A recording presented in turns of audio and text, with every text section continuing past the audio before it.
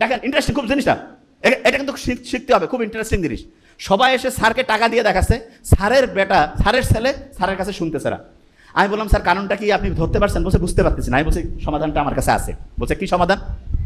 দেখেন আপনিও সমাধান করতে পারবেন। দেখেন আপনি চিন্তা করেন, আপনি আপনার একটা ইন্টারেস্টিং জিনিস দেই। আপনি অভিভাবক, দেখেন খুব ইন্টারেস্টিং। আপনার কাছে দেখা গেল আপনার ছেলের বন্ধু বা বন্ধুর বন্ধু, মানে আপনার ছেলের বন্ধুর বন্ধু আসছে, এসে বলতেছে যে আঙ্কেল বান্টি আমি এই সমস্যায় আছি। আপনি কিন্তু তার কথা শুনতেছেন, শুনে কি করতেছেন? তাকে কোনো জাজ করেন না, আপনি তাকে একটা বুদ্ধি দেন, পরামর্শ দেন। আবার ওই আপনি যখন আপনার নিজের ছেলে মেয়ে এসে বলে আমার এই সমস্যা, হ্যাঁ তুই আমার বেটাই হয় এরকম করছিস, আমার বেটি হয় তোর খেয়া ফেলাবো আজ, এই যে জাজমেন্টাল হই, তখন দেখা যায় ছেলে মেয়ে নিজেকে নিজের বাবা মার কাছে সবকিছু বলতে যায় না। খেয়াল রাখবেন, মা বাবার কাছে যদি ছেলে মেয়ে সবকিছু বলতে পারে, আমি বলতেছি লিখে রাখেন, সমাজের 80% প্রবলেম দূর হয়ে যাবে। 80% প্রবলেম দূর হয়ে যাবে সন্তানেরা যদি মা বাবার সাথে খোলামেলা আলোচনা করতে পারে, একদম বন্ধুর মতো মিশতে হবে। তো অনেকে বলে আমি তো বাপ মা, আমি তো সন্তানের সাথে বন্ধুর মতো মিশি। কিরকম বন্ধু? খারাপ বন্ধু। দেখা যায় সন্তানের ভালো হইলে আসি, যে কোনো খারাপ কিছু হইলেই এই তুই এটা করছিস, এত বড় ভুল করছিস, তোর শেষ। তোর আব্বা আসুক আর আম্মা আসুক, মানে আব্বা আম্মাকে বলতেছে, আম্মা আব্বাকে বলতেছে, একটা গ্যাঞ্জাম লাগাই দিল। নো, এটা করবেন না। আপনি তাকে চিন্তা করবেন যে তার অবস্থায় আপনি থাকলে আপনি যাকে বলতেছেন তার কাছ থেকে কি আচরণ আশা করতেন, এবং ওই সন্তানটা যদি আপনার না হয়ে আপনার বন্ধুর বা অন্য কারো হইতো, আপনি যেই অনুযায়ী তাকে হচ্ছে ঠিকভাবে দিক নির্দেশনা দিতেন সেটাই করতেন। আচ্ছা আমি একটা জিনিস বলি, খুব অসাধারণ মানুষ যারা, অনেক সময় আমরা দোয়া নিতে যাই না, এই বলেন না কেন দোয়া নিতে যাই না?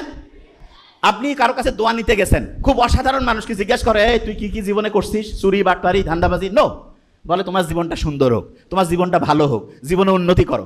ঠিক তেমনি করে আপনার সন্তান যেই অবস্থায় যেই পরিস্থিতিতে থাকুক, আপনার উচিত তাকে হচ্ছে উৎসাহিত করা, তুমি জীবনে অসাধারণ কিছু করো, ভালো কিছু করো। আর যে কোনো খারাপ জিনিসের কথা সরাসরি করবেন না যে এটা কর এটা করবেন, এইভাবে বলিয়েন না, এক্সাম্পল দিয়ে বলেন। এক্সাম্পল কিরকম একটা ঘটনা বলি তাহলে বুঝতে পারবেন। এই যে বাতাস চলতেছে না, বাতাসের মধ্যে কিন্তু অনেক সময় ধুলা বালু তারপর এগুলো নড়াচড়া করতে থাকে। তা হঠাৎ করে উত্তরবঙ্গে এরকম বাতাস যখন উঠে তখন সেটাকে একটা স্পেশাল নাম বলে, পশ্চিয়া, এরকম একটা শব্দ আছে। এটার মানেটাকে একটু সহজ করে বলি। বাতাস উঠতেছে, এক জায়গায় একজন খুব জ্ঞানী মানুষ এবং তার চতুর্দিকে কয়েকজন তার স্টুডেন্ট বসে আছে। তাই জ্ঞানী লোকটা বলতেছে যে তোমরা কি মিষ্টি মন্ডা কিছু খাইতে চাও? ওই স্টুডেন্ট যারা আছে যে হ্যাঁ এটা হইলে খুব ভালো হয়। তা উনি কাগজের মধ্যে কি কি জানি লিখলো, আরবি ভাষায় লিখে ভাঁজ করে একজনকে বললো যে ওই যে এরকম করে ঘুরতেছে সেখানে যে এটা জমা দাও। উনি করছে কি, ওই কাগজটা ওইখানে গিয়ে জমা দিয়েছে।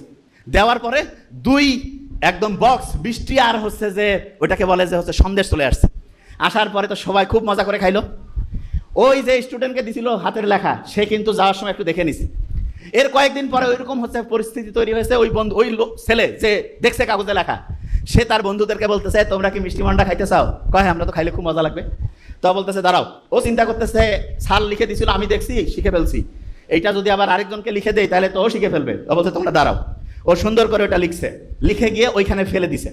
প্রথমবার ফেলে দিছে, কাজ হয় না, কোনো মিষ্টি মন্ডা আসতেছে না। দ্বিতীয়বার ভালো করে আবার লিখছে, ফেলে দিছে, তবু কাজ হচ্ছে না, একটু কনফিডেন্স কমে যাচ্ছে, কি ব্যাপার হচ্ছে না কেন? সেটা আরো ভালো করে লিখছে, লিখে দিয়েছে। তৃতীয়বার যে লিখে কাগজটা ফেলছে, একদম জোরে জোরে গালের মধ্যে থাপ্পড়, পিঠের মধ্যে কিল ঘুষি শুরু হয়ে গেছে। সে কিছু দেখতে পাচ্ছে না, দৌড়ানো শুরু করছে। দৌড়াইতে দৌড়াইতে দৌড়াইতে ওই যে জ্ঞানী লোক যে লিখে দিছিল মিষ্টি আর হচ্ছে সন্দেশ আসছিল তার কাছে চলে গেছে। যে বলতেছে যে আসসালামু আলাইকুম, একটা ভুল হয়ে গেছে। কি ভুল বাবা?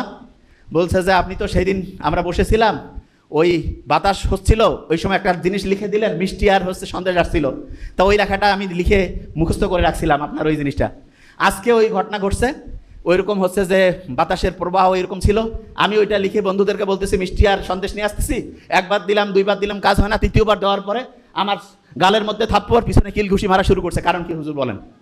হুজুর বলতেছে শোনো, ওই দিন ওরা যে যাচ্ছিল জিনের বাহিনী, তারা হচ্ছে একটা বিয়ের প্রোগ্রামে, ওদের একটা ভালো প্রোগ্রামে যাচ্ছিল, এই জন্য বললাম আপনাদের শুভ হোক, আপনাদের দিনটা ভালো কাটুক, ওদের প্রশংসা করলাম, করে দিলাম। ওরা বৃষ্টি মানে একটা মিষ্টি এবং হচ্ছে সন্দেশ উপহার হিসাবে দিয়েছে।